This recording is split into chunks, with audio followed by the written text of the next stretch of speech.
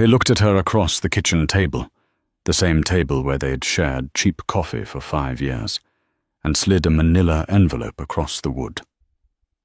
Kristen didn't just want a divorce. He wanted to erase her.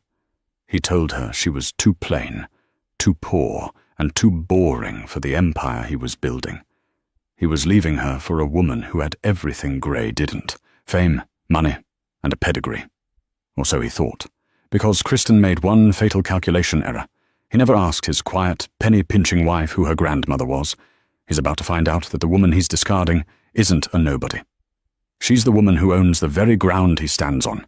This is the story of the regret that destroyed a man. The rain in Seattle always felt like a personal insult when your life was falling apart. But on this Tuesday in November, it felt like an omen.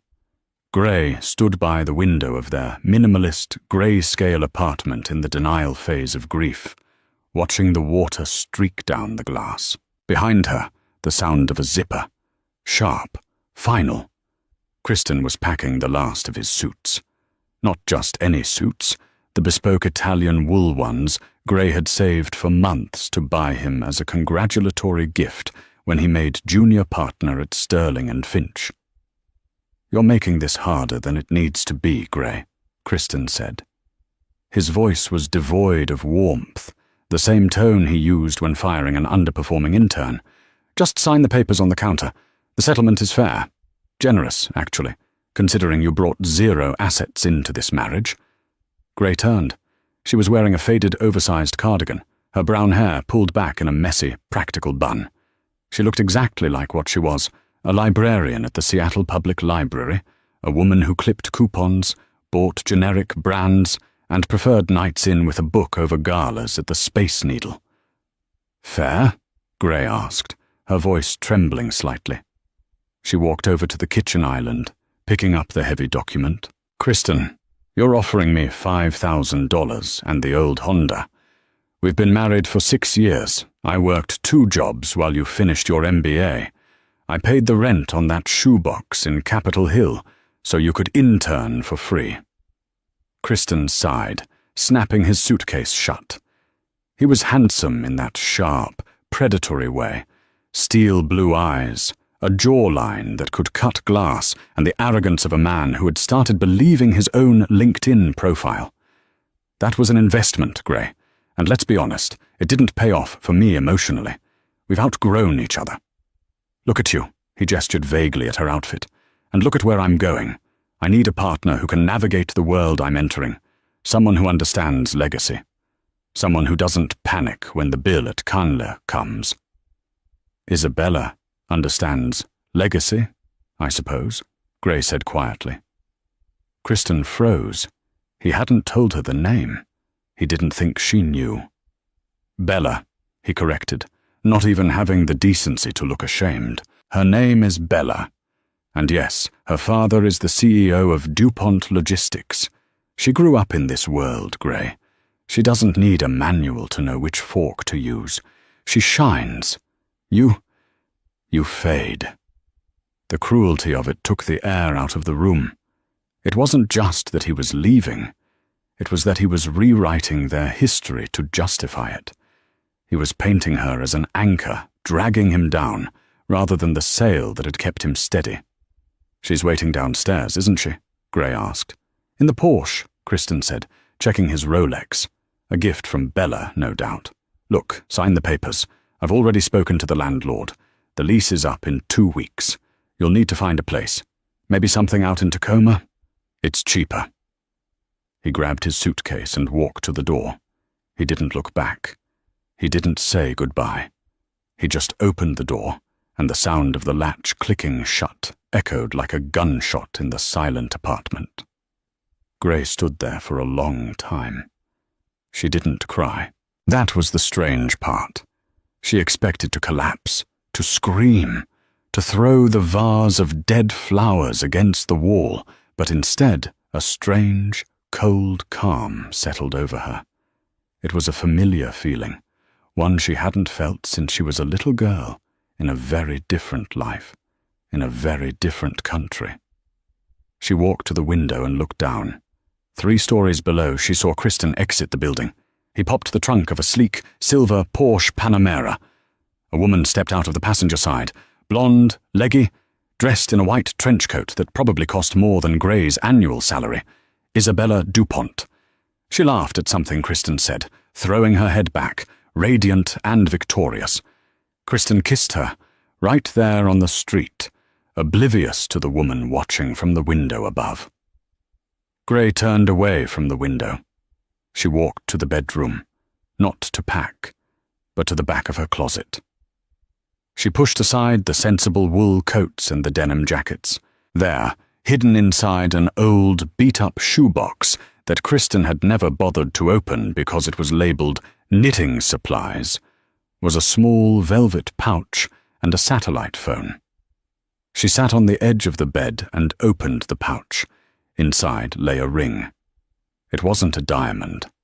It was a heavy signet ring made of dark gold, bearing a crest that hadn't been seen in high society columns for a decade, a double-headed eagle holding a sword and a scepter. She slipped the ring onto her pinky finger. It still fit. Then she picked up the satellite phone. It was an old model, heavy and brick-like. She dialed a number she had memorized when she was 12 years old. It rang once, twice. "Ja?"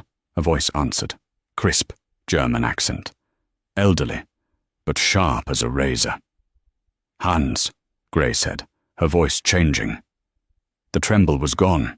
The soft librarian cadence vanished, replaced by a tone of absolute command, a tone that had been bred into her bloodline for 600 years. "It's me." There was a pause on the other end, followed by the sound of a chair scraping back, as if the man had stood up out of respect, even over the phone. "Your Highness," Hans whispered, "we have been waiting." "I'm coming out of the dark, Hans," Gray said, staring at the divorce papers on the kitchen counter. "Activate the trust, prepare the jet, and get me the file on Sterling and Finch. Of course. Should we notify the Grand Duke?" "Not yet," Gray said, her eyes narrowing. "First, I have a husband to divorce. He wants a settlement. He wants to talk about legacy. I'm going to give him a lesson in history." She hung up the phone. Gray walked back to the kitchen. She picked up the pen Kristen had left. He had signed his name in aggressive, looping strokes. Kristen A. Sterling. Underneath, on the line for the spouse, she didn't sign Gray Sterling. Nor did she sign Gray Whitney, the alias she had used to hide from the paparazzi and the kidnappers for the last 10 years. She signed the name on her birth certificate, the name that opened doors at the Vatican and caused bank managers in Zurich to sweat. Gray von Habsburg-Lothringen. She looked at the signature. Then she pulled out her smartphone, the cheap Android with the cracked screen, and opened her banking app. Current balance, $412.50. "Enjoy the Porsche, Kristen," she whispered to the empty room, "because you just divorced the heir to the Duchy of Styria." 2 weeks later, Kristen was sitting in the plush corner office of Sterling and Finch, feeling like the king of the world. The view of the Seattle skyline was magnificent. He swirled a glass of Macallan 18, watching the ferry boats cut across the sound. "You look like the cat who ate the canary, and the canary was dipped in gold," his partner, David Finch, laughed, walking in. David was older, balder, and significantly more cautious. But he liked Kristen's hunger. "Life is good, Dave," Kristen grinned. "Bella and I just put a deposit on the penthouse at the Four Seasons. And the divorce? Smooth sailing. Gray didn't even fight. She moved out 3 days ago." "No alimony fight? No lawyer?" David asked, raising an eyebrow. "Usually the quiet ones get nasty in court."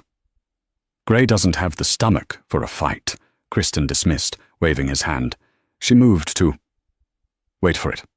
Queens. New York? No, a neighborhood called Queens in some rundown part of Tacoma, Kristen laughed. Or maybe she actually went to New York. I don't know. She sent the keys in an envelope, said she was going to find herself. Good luck to her. She'll be back to shelving books in no time. Just then, Kristen's secretary, a nervous young woman named Sarah, buzzed in. "Mr. Sterling, there's a..." Delivery for you." "Send it in," Kristen said. He expected flowers from Bella, or perhaps a bottle of wine from a client. Instead, a courier walked in. He was dressed in a dark suit, wearing white gloves. He carried a small, sealed letter on a silver tray. Not a cardboard envelope. A silver tray. Kristen frowned. "What is this?" "Correspondence for Mr. Sterling regarding the dissolution of marriage," the courier said. His accent was unplaceable. Euro-Atlantic, posh. Kristen took the envelope. It was heavy, cream-colored paper, sealed with red wax. He broke the seal. Inside was a single sheet of paper. "Dear Mr. Sterling, regarding your petition for divorce, accepted. Regarding the settlement of assets, declined. You stated in your filing that I brought 0 assets into the marriage. This is factually incorrect. However, due to the terms of your prenuptial agreement, which you insisted upon to protect your $40,000 in student loans, you waived rights to all spousal assets acquired prior to or during the union. My legal team thanks you for your foresight. Please vacate the premises at 4200 Olive Way by midnight tonight. The building has been purchased. Regards, C." Kristen read it twice. He looked up at David, forcing a laugh. "Is this a joke? She says she bought my apartment building?" David frowned, pulling out his phone. "Kristen, 4200 Olive Way. That building is owned by a holding company, Styria Holdings. Yeah, some faceless corp. My landlord is a guy named Gary." "Check your email," David said, his face turning pale. "I just got a notification from the real estate listing. The building sold this morning. Cash offer, $40 million. Kristen dropped his whiskey glass. It shattered on the floor, amber liquid soaking into the Persian rug. "Gray has $400 in her bank account, David. I saw it. She uses coupons for toothpaste. She didn't buy a $40 million building." "Maybe she has a new boyfriend," David suggested, though he looked doubtful. "Someone with deep pockets?" Kristen felt a surge of jealousy mixed with confusion. "Impossible. She's grey. She wears cardigans. She reads Jane Austen." His phone buzzed. It was Bella. "Babe, why is my credit card declined? I'm at Cartier." Kristen frowned. He quickly logged into his bank account. Access denied. Account frozen pending investigation. SEC regulations. "What the hell?" Kristen stammered. "David, my accounts are frozen." David looked at his own computer screen. "Kristen, who exactly was your wife?" "She was an orphan. She grew up in a foster home in Oregon," Kristen yelled, panic rising in his chest. "I vetted her. I checked her background." "Did you?" David turned his monitor around. "Because I just ran a deep check on the name she signed on the divorce papers you filed this morning. I thought it was a joke, so I didn't mention it." "What name?" "Gray von Habsburg Lothringen." Kristen stared at him. That's a royal name. That's like saying she's a Kennedy." "No," David whispered. "It's older than the Kennedys. Kristen, if this is real, you didn't just divorce a librarian. You divorced a woman whose family used to own half of Europe." Kristen sank into his leather chair. The silence in the room was deafening. Meanwhile, 3,000 miles away, in New York City. The private elevator opened directly into the penthouse of the Pierre Hotel. Gray stepped out. The cardigan was gone. She was wearing a tailored black jumpsuit by Alexander McQueen. Her hair was blown out, sleek and shining. On her ears, diamond studs the size of kumquats caught the light. Hans, her family's longtime retainer, a man who looked like a grandfather but could assemble a sniper rifle in the dark, bowed low. "Welcome home, Your Highness," he said. "It's good to be back, Hans," Gray said, walking over to the window that overlooked Central Park. The city lights twinkled like spilled jewels. "Is the acquisition of the Seattle property complete?" "Yes, ma'am. Mr. Sterling has been served the eviction notice. We also flagged his accounts for suspicious activity regarding that offshore transfer he made last week to hide his bonus from you. The SEC is curious. Gray smiled. It wasn't a nice smile. It was a cold, satisfied smile. Good. He wanted a woman who understood legacy. He's about to learn that some legacies are built on blood, and others are just built on credit cards. And the mistress? Hans asked. Miss DuPont? Gray turned, her eyes flashing. Isabella DuPont is desperate to get into the Met Gala this year. She's been bribing board members for a ticket. Ensure she gets one. Hans looked confused. You want her to attend? Oh, yes, Gray said, pouring herself a glass of vintage champagne. I want her there. I want Kristen there. Because this year, the gala is being hosted by the European Arts Council. She took a sip. And guess who the new chairwoman is? Kristen Sterling was not a man who panicked. He was a man who strategized. But staring at his frozen bank account screen in the frantic fluorescent light of his office, strategy was failing him. It's a glitch, he told Isabella over the phone, loosening his tie. The bank is just running a security audit. I'll have access to the funds by Monday. Well, you better. Isabella's voice was tinny and sharp. I just put the deposit on the penthouse with my card, Kristen. Daddy is going to be furious if he sees a charge that big. He thinks you're taking care of me. I am taking care of you, Bella, Kristen snapped, then instantly softened his tone. I'm sorry. It's just stress. The merger at work. He hung up and put his head in his hands. There was no merger. The partners at Sterling and Finch had suspended him pending the SEC inquiry into the offshore accounts he hadn't touched. Someone was systematically dismantling his life, brick by brick. He had tried to call Gray 50 times. Every time, the number you have dialed is no longer in service. He went to the library where she used to work. The head librarian, a woman named Mrs. Gable, who smelled of peppermint and judgment, simply smiled when he asked for Gray's forwarding address. Gray? Mrs. Gable asked. Oh, she didn't leave an address. But she did leave this for you. She handed him a library book. Great expectations. She said you should read the chapter about Miss Havisham, Mrs. Gable said, her eyes twinkling with malice. Something about how money doesn't make a gentleman. Kristen stormed out. He was losing his mind. He needed a win. He needed something to prove to Isabella, to his partners, and to himself that he was still a winner. Then the courier arrived at the temporary apartment he was renting, since he had been evicted from his own building. It was a heavy, matte black envelope with gold leaf edging. Kristen opened it, his hands shaking slightly. Inside was the holy grail of New York society. 2 tickets. The Metropolitan Museum of Art Costume Institute Gala. Theme: Monarchy and Modernity. Guest of honor: the Duchess of Styria. Admit: Mr. Kristen Sterling and guest. Kristen gasped. People killed for these tickets. A table cost $300,000. He hadn't applied. He hadn't paid. Bella, he shouted, grabbing his phone. Pack your bags. We're going to New York. For what? The Met Gala. We got invited. There was a scream of delight on the other end. I knew it. I knew your connections were real, Kristen. Oh my God, I have to call Valentino. I have to call Vogue. Kristen stared at the invite. He felt a surge of triumph. See? He was still important. The universe recognized his value. Gray might have messed with his bank account, but she couldn't touch his status. This was the big leagues.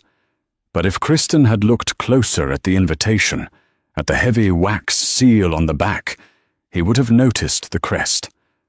The double-headed eagle, the same eagle that was on the ring Gray kept in her knitting box. In the Pierre Hotel penthouse, Gray sat while a team of seamstresses pinned layers of midnight blue velvet around her waist. Tighter, Gray commanded.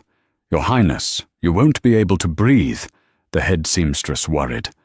I don't need to breathe, Gray said, looking at her reflection. I need to look like a weapon. Hans entered the room, holding a tablet. The bait is taken, Hans said. Mr. Sterling has RSVP'd. He and Miss DuPont are staying at the Standard, a modest choice. They're broke, Hans, Gray said dryly. Or at least he is. and Isabella is too selfish to spend her own trust fund on him. There is one matter, Hans said, his face growing serious. Your cousin, Prince Stefan, is asking why you are doing this. Why reveal yourself now? You spent 10 years hiding. You gave up the title to live a normal life. Why risk the paparazzi, the kidnappers, the madness, for a man like him? Grey motioned for the seamstresses to step back. She walked to the window. Why indeed? She had fled Vienna when she was 22, because the pressure of the title, the arranged marriages, and the constant scrutiny were suffocating. She wanted to be loved for her, not for the Duchy of Styria. She thought she found that with Kristen. She thought he loved Grey the librarian. She thought the poverty, the struggle, the shared ramen noodles, she thought that was intimacy. Because, Hans, Grey said softly, he didn't just break my heart. He made me feel small. He looked at me, the real me, and told me I wasn't enough because I didn't have a checkbook. She turned back, her eyes hard. He loved the mask I wore because he thought it was safe. Now, he's going to meet the face underneath, and I want the whole world to watch him realize what he threw away. The first Monday in May, the steps of the Metropolitan Museum of Art were transformed into a river of red carpet and flashing bulbs. The air buzzed with the screaming of fans and the click-click-click of 1,000 cameras. Kristen stepped out of the hired limo, adjusting his tuxedo. He felt good. He looked good. Beside him, Isabella was a vision in a neon-pink tulle dress that took up most of the back seat. It was loud, it was expensive, and it screamed, "Look at me." "Kristen, get on my good side," Isabella hissed, posing aggressively for the paparazzi. The photographers shouted, but not for them. "Rihanna, look here! Clooney! To the left!" They were largely ignoring Kristen and Isabella. Oh, to the press, they were just filler guests, rich nobodies filling the space between movie stars. Isabella pouted as they walked up the stairs. "Why aren't they taking our picture? Do they know who my father is?" "Don't worry, babe," Kristen soothed her, though his own ego was bruising. "Once we get inside, we'll rub elbows with the real power." They reached the top of the stairs, where the hosts stood to greet the guests. Usually it was Anna Wintour and a celebrity co-chair. Tonight, there was Anna Wintour, looking iconic in her sunglasses. And next to her, Kristen stopped walking. He blinked. The woman standing next to Anna was wearing a gown of deep midnight blue velvet that seemed to absorb the light. It was embroidered with real diamonds that glittered like stars. On her head sat a tiara, not a costume piece, but a heavy, ancient thing of iron and sapphires. She stood with a posture that made the movie stars look like they were slouching. "Who is that?" Isabella whispered, awestruck. "Is that a movie star? She looks royal." The woman turned her head, her eyes locked onto Kristen's. Kristen felt his blood turn to ice. The face was different, expertly made up, sharper, colder.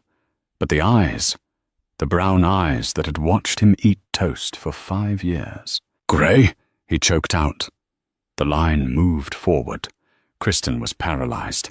He was shoved gently by a security guard. "Keep moving, sir."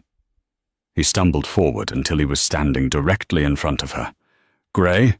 he said again, his voice cracking. What are you doing here? Did you get a job catering?" It was a stupid thing to say. A desperate thing to say. Anna Wintour leaned in slightly. "I'm sorry. Is this guest bothering you, Your Highness?" "Your Highness." Kristen's brain short-circuited. Grey looked at him. She didn't smile. She didn't frown. She looked at him with the detached curiosity one might have for a bug on a windshield. "Hello, Kristen," she said. Her voice wasn't the soft mumble of the librarian. It was projected, crisp, mid-Atlantic. "I see you brought the Mistress. That dress is certainly a choice. Very bright."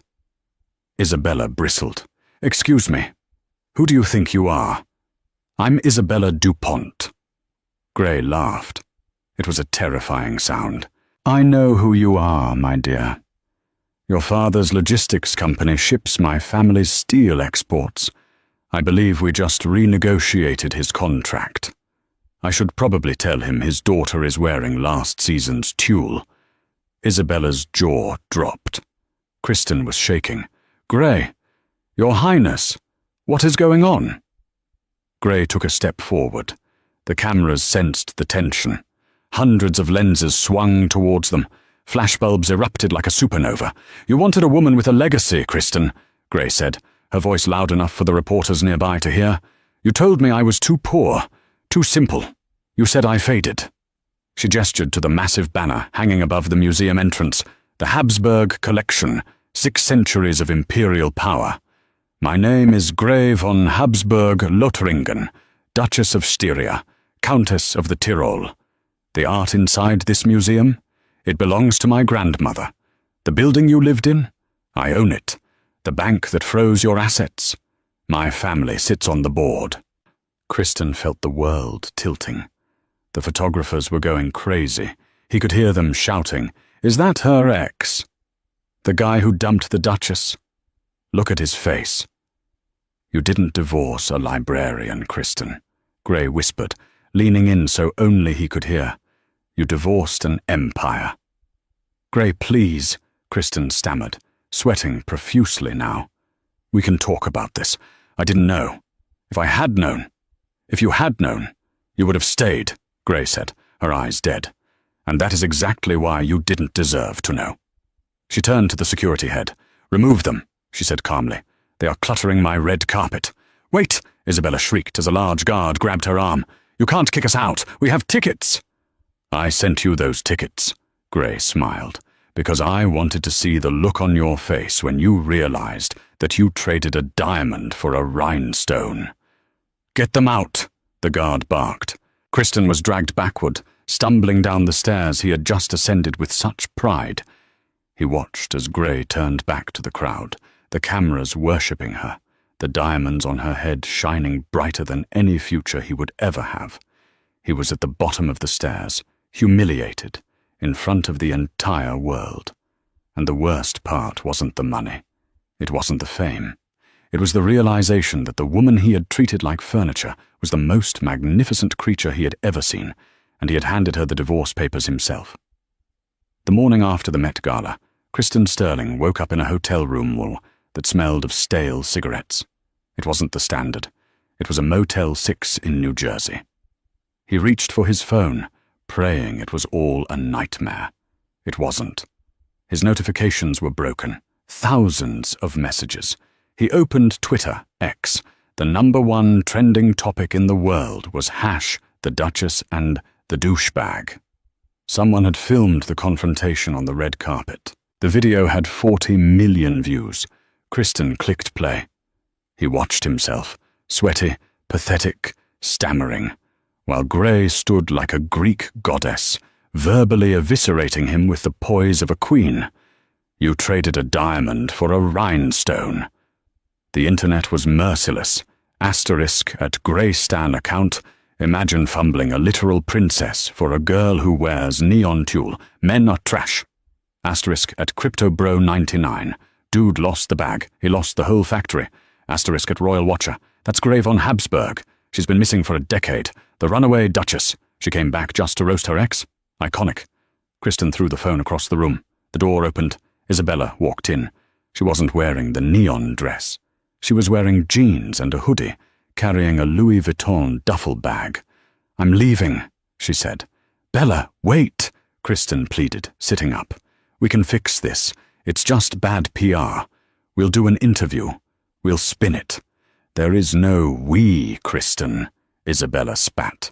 My father called this morning. Do you know who his biggest client is? Styria Steel. That's Gray's family.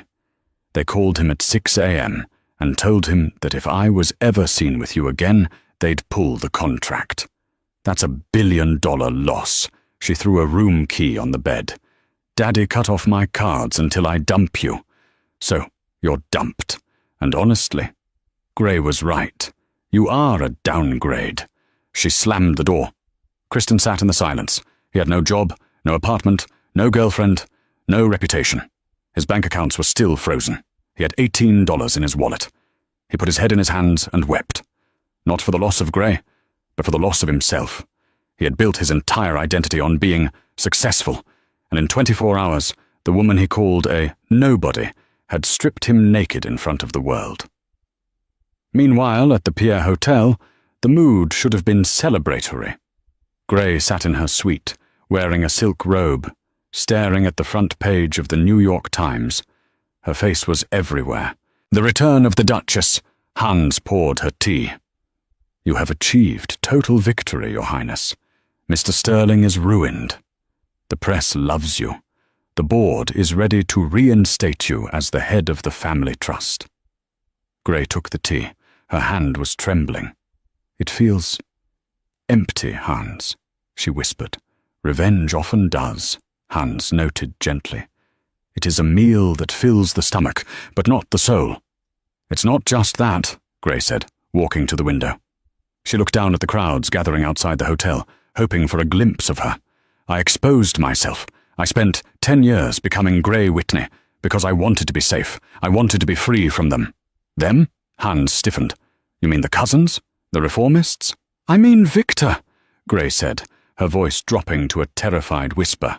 Hans went pale. Victor is in prison, Your Highness. He has been in a Swiss facility for the mentally criminally insane since the incident. Are you sure? Gray asked, clutching her robe. Because I saw someone in the crowd last night, at the gala. Just for a second.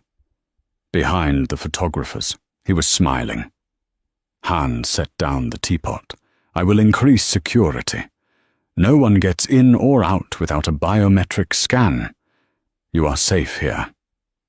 But Gray wasn't so sure. She remembered why she had run away to America.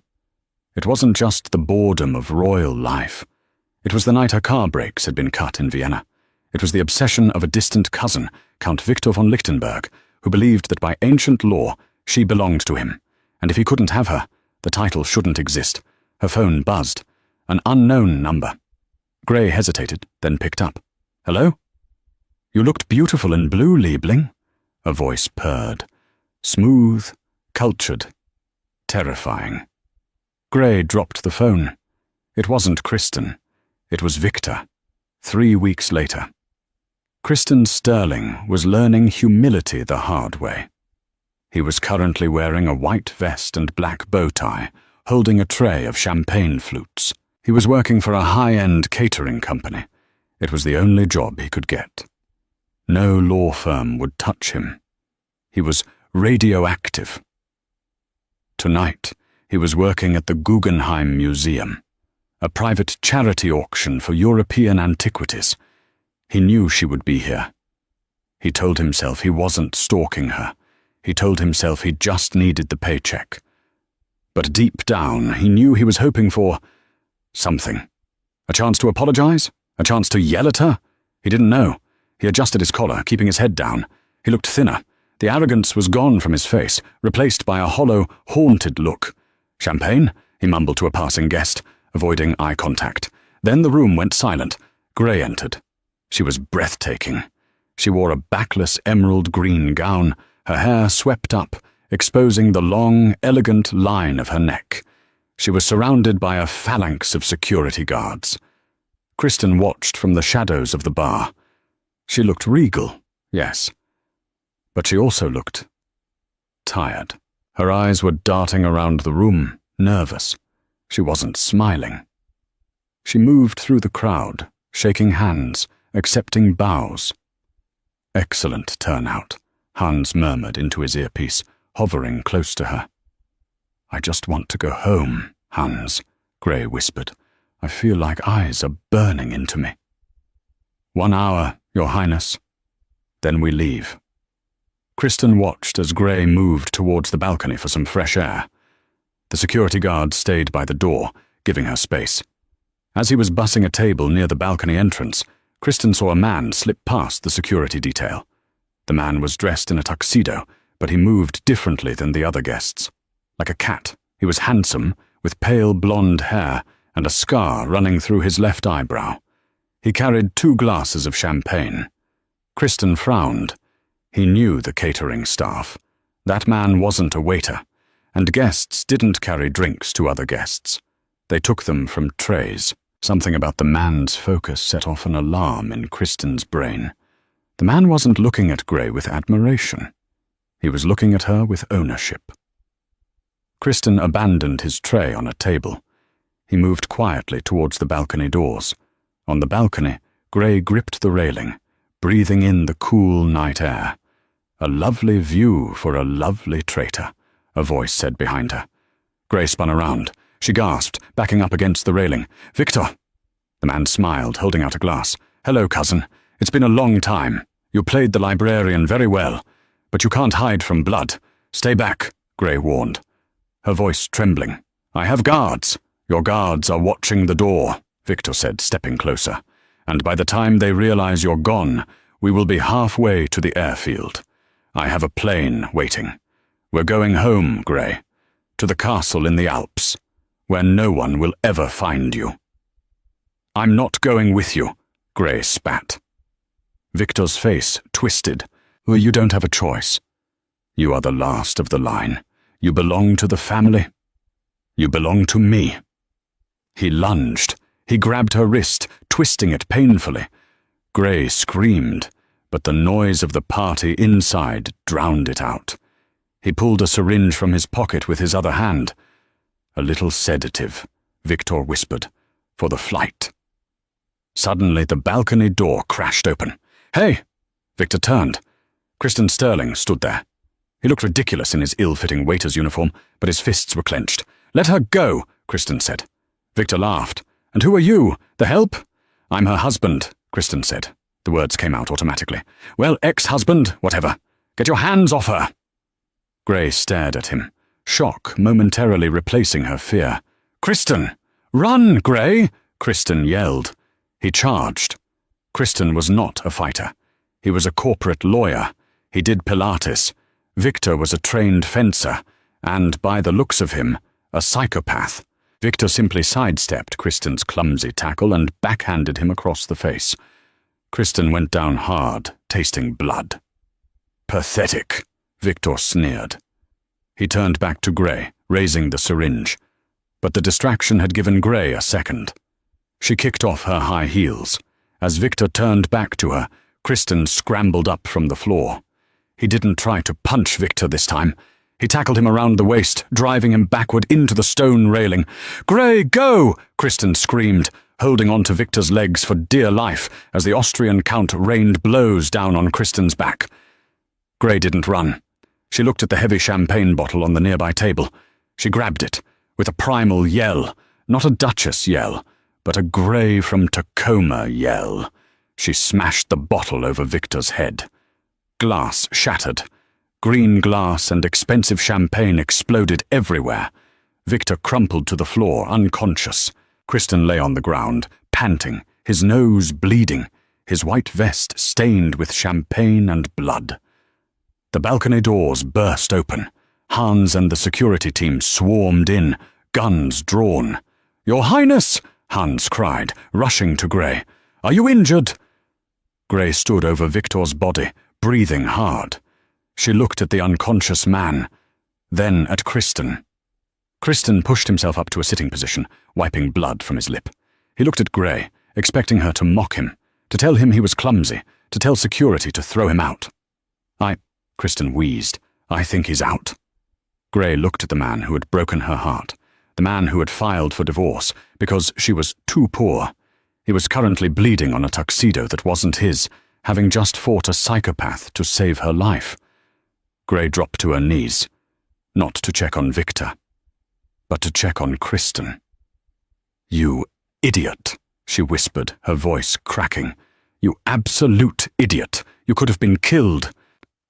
"Yeah, well," Kristen managed a weak, bloody grin.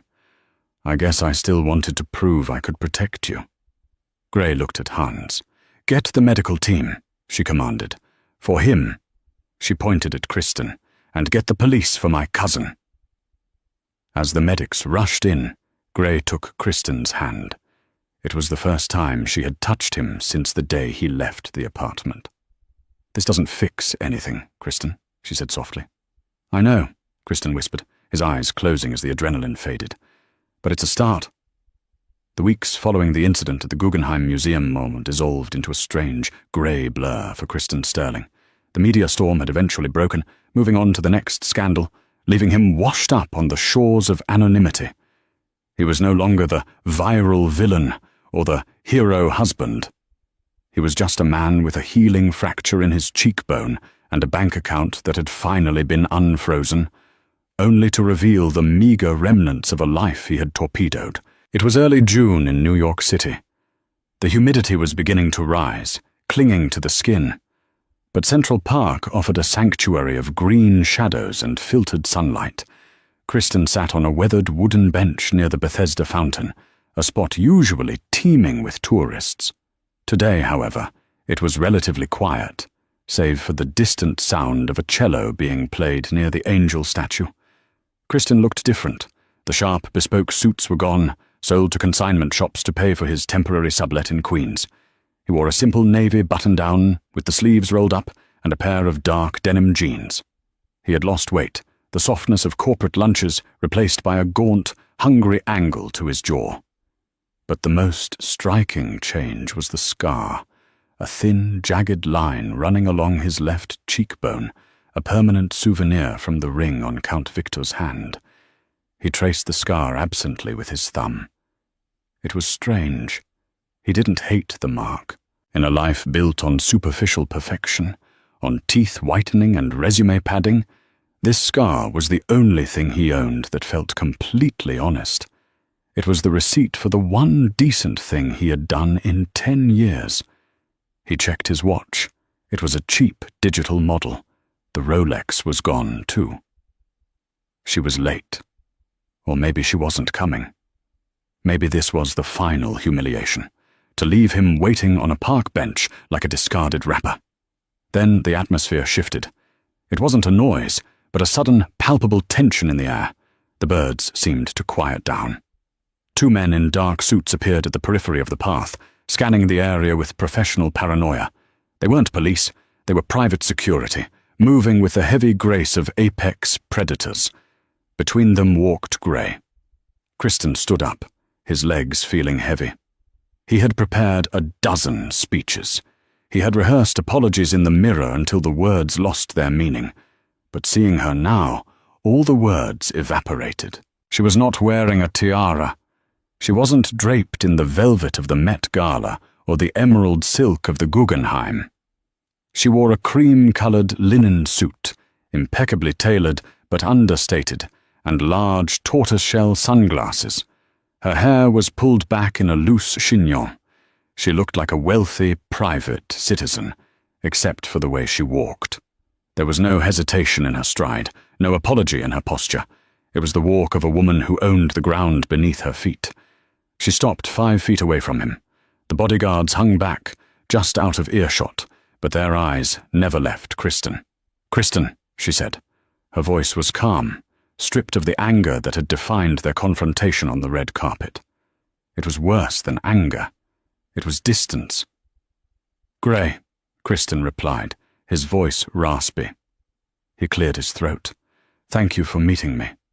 I know you're busy." "I am returning to Vienna tomorrow," she said, removing her sunglasses. Her eyes were dark and unreadable. "My regency has been fully reinstated. The board is satisfied that the threat from Victor has been neutralized." "Is he?" "He is in a facility in the Austrian Alps," Gray said, her tone cooling. "He will never hurt anyone again. The family has ways of dealing with its own that the American legal system cannot quite match." A shiver went down Kristen's spine. He looked at her, searching for the librarian who used to cry over commercials featuring lost puppies. She was gone. In her place was the Duchess of Styria, a woman who spoke of neutralizing threats and family protocols. "I'm glad you're safe," Kristen said, and he meant it. "That's all I wanted." Gray tilted her head, studying his face. Her gaze lingered on the scar. "The doctors tell me your cheekbone has healed, but the nerve damage might be permanent," she said softly. "Does it hurt?" "Only when I smile," Kristen said, attempting a weak grin that tugged at the scar tissue. which hasn't been often lately. Unone. Silence stretched between them, filled only by the distant cello. "Why did you ask to see me, Kristen?" Gray asked finally. "Was it to discuss the settlement? Because my lawyers have already drafted the proposal." "No," Kristen said quickly. "I don't want the money. I don't want a single cent of the Habsburg fortune, Gray. I know you probably don't believe that, but it's true." He took a step forward, then stopped when one of the guards shifted. He stayed where he was. "I wanted to apologize," Kristen said, his voice trembling slightly. "Not for the divorce, not even for the affair. Though God knows I regret it, I wanted to apologize for underestimating you. For 6 years, I looked at you, and I saw someone I needed to fix. I thought because you were quiet, you were weak. I thought because you were content, you were unambitious. I was so obsessed with building a legacy that I didn't realize I was living with a woman who had more strength in her little finger than I had in my whole body." He looked down at his scuffed boots. "You saved yourself that night at the museum. I just tackled him. You were the one who finished it. You were always the strong one. I was just scenery." Gray watched him for a long moment. The hard line of her mouth softened, just a fraction. She walked over to the bench and sat down, smoothing her linen skirt.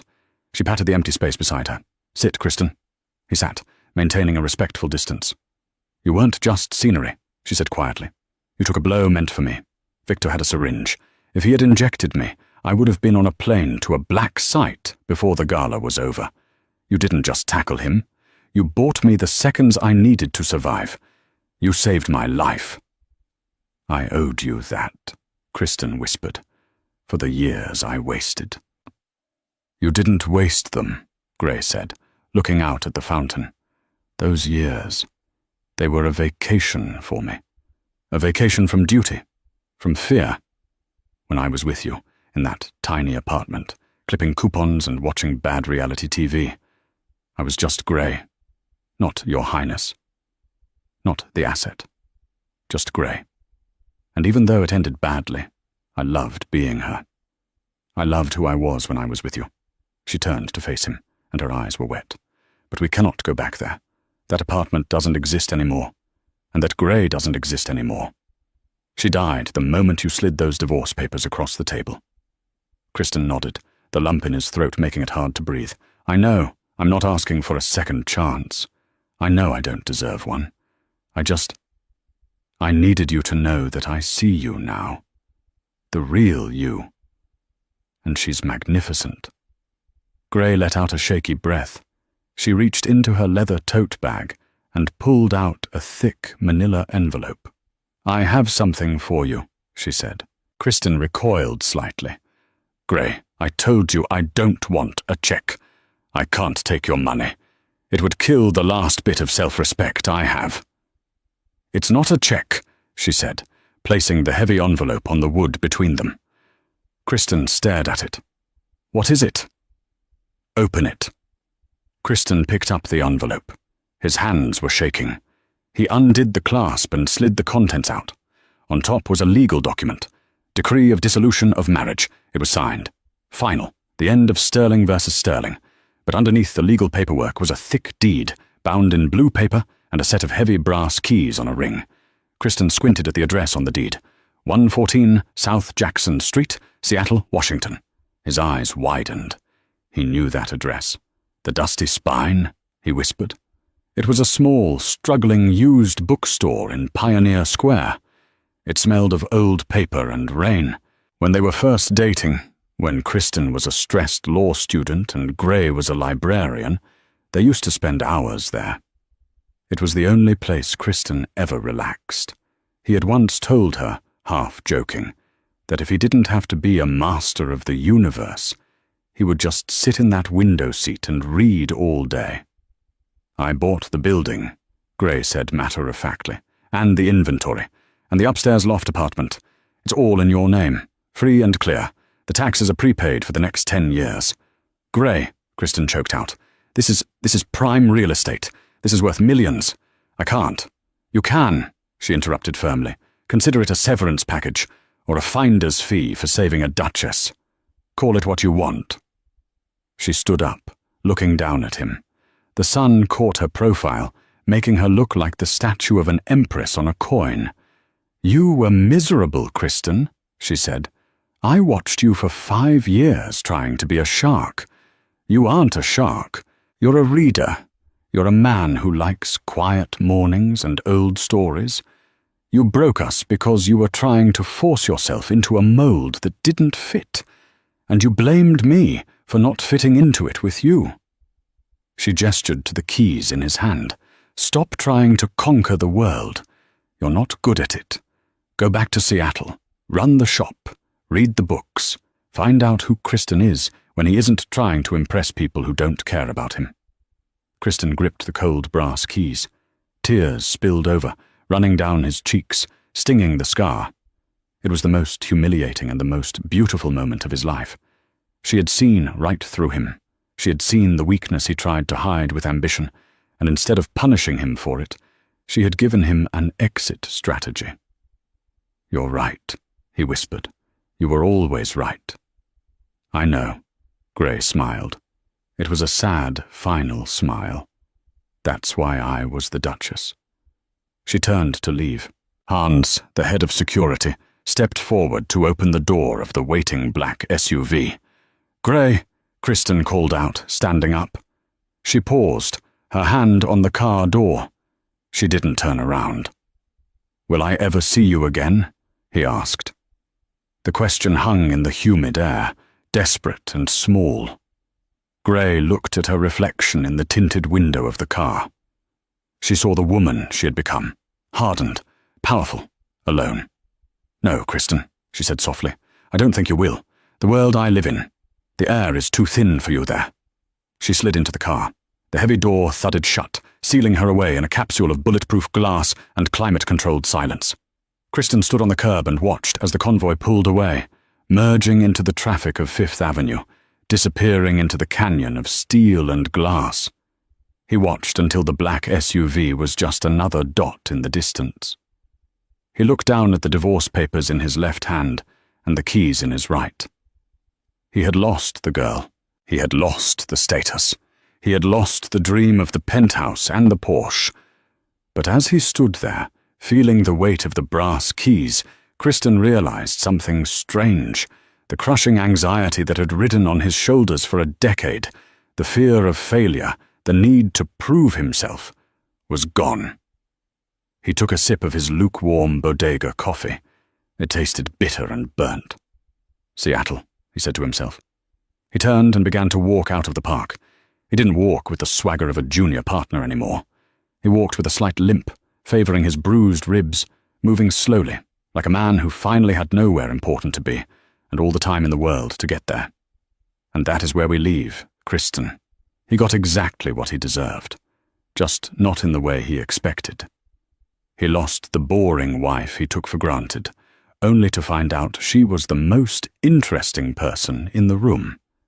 He chased a life of glitz and glamour with Isabella, only to end up alone, scarred and humbled. But Gray gave him the ultimate punishment, which was also the ultimate gift. She forced him to be himself. She left him with a small bookstore and a lifetime of what-ifs. Every time he shelves a book or locks up the shop at night, he has to live with the knowledge that he held a queen in his arms and traded her for a little bit of fool's gold. It's a powerful reminder. Value isn't about what you can see on the surface. It's about history, character, and loyalty. Kristen learned that lesson the hard way. If you were Gray, would you have given him the bookstore, or would you have left him on the street with absolutely nothing? Was that an act of love or an act of pity? Let me know your thoughts in the comments below. I read every single one. If you enjoyed this saga of royalty, betrayal, and redemption, please smash that like button and subscribe to the channel. I have an even crazier story coming for you next week.